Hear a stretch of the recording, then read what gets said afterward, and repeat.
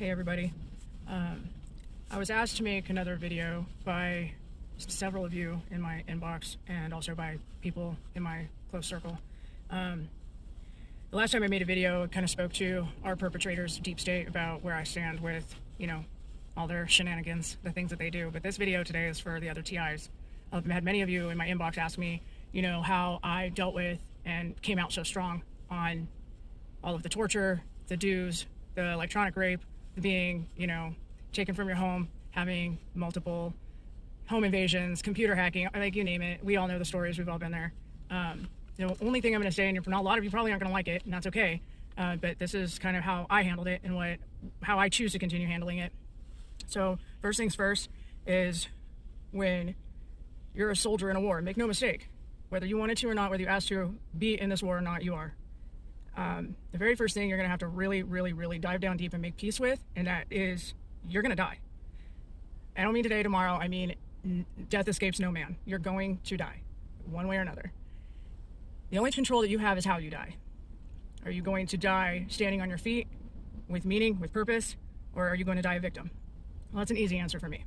So when you get really, really comfortable with that fact, and being flatlined twice, I've gotten very intimately comfortable with that fact and understanding that this physical death here is not the end. And I'm more than okay with that. So that power has been taken away from them. That fear that, oh my God, they're going to kill me. They're going to do all this stuff. All your gang stalkers, the home invasions, they ain't doing shit. So once you really, really make peace with the fact that you're going to die, it kind of loses its luster. It loses a little bit of their punch. The second thing is, this takes a tremendous amount of self-discipline. And I am not saying this out of being morally, religiously, spiritually superior to anybody. I'm saying this because it is a fact. I have done my days in the Thunderdome. I am not an innocent angel. I have been out there. I've been a weekend warrior. I've played in all the dirty spots. But you have to get your body as clean as possible. That is not an option.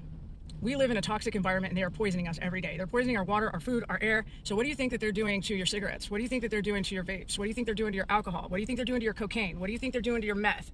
All the shit that you're putting in your body is superconducting all of the radio frequencies, the dues, everything that they're using to torture you and to harm you is being amplified tenfold by the soft metals that are in your body. And I understand that a lot of you are on the street, a lot of you are living in tent. I've been there. A lot of you are living in your cars. But every time you take a drag off that cigarette, every time you take a hit off that vape, every time you do a line, every time you do anything, you are literally putting back into your body what they are using to torture you with. What happens when you plug your phone in? When you plug your phone in, it gets hot, right? So this wireless body area network that they have inside of your body that you did not consent to, when you have aluminum, barium, you have all of these things that they're spraying in the air, putting in your water, putting in your food, all these soft metals, when they start hitting you, you're vibrating, you're getting hot. It's superheating your cells. So you get exhausted. You're wiped out. You're crawling on the floor trying to get from one room to the other. They have that much more of an ability to debilitate you, but you're giving them permission to do it. That takes a tremendous amount of self-discipline to walk away and put all that shit down. Everything that for just that moment that makes us feel comfortable, that makes us feel better, it's trash.